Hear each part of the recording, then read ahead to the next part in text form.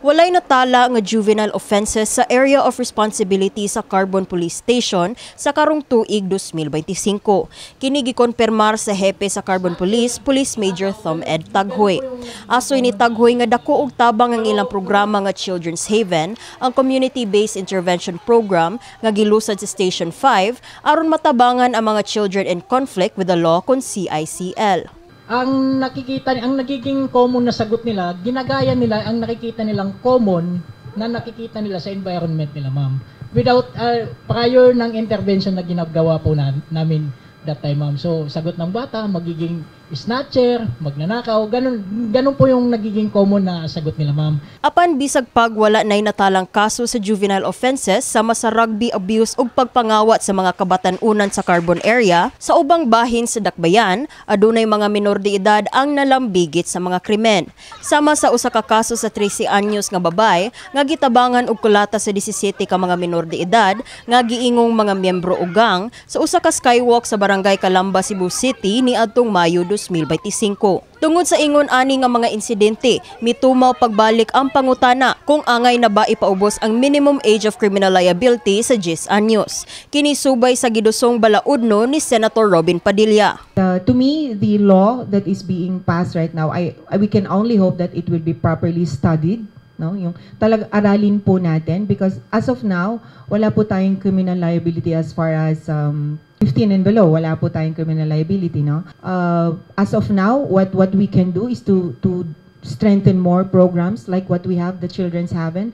Nagkanayon ang hepe sa Regional Community Affairs and Development Division, Police Colonel Kimberly Molitas, nga hinuon aduna nay mga nasod nga anaa sa 8 ngadto sa 10 anyos ang age of criminal liability. Butang nga mamahimong point of analysis dinhi sa Pilipinas. They go as far as 8 years old and they can convict a child.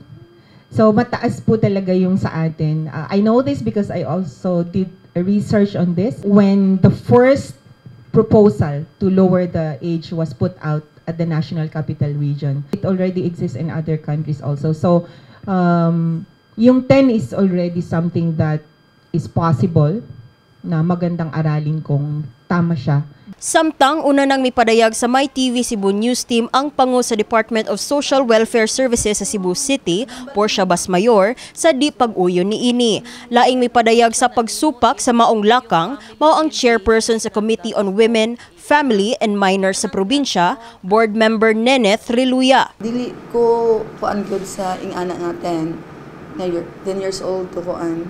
Kay nga no, kanang linghod pa kung ako biktima ko sa akong ginikanan tong una nga naara sa dana tulog. Di ba? Then nakaanak ko. Tapos ang akong anak nag-cycle bitaw. Actually, bisag paus-usan na nimo if yung family orientation is not that strong.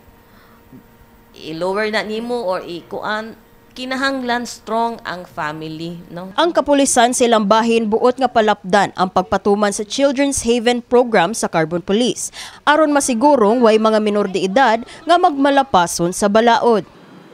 We saw man good the Children's Haven is important, no? Initially it was 20 kids, then every Saturday we feed them, we teach catechism, Bible studies. Before they go home, giveaways. So we provide their basic needs every Saturday. Basic needs, then education and sports. Kini si Liza May Piñaranda, alak sa MyTV, Cebu.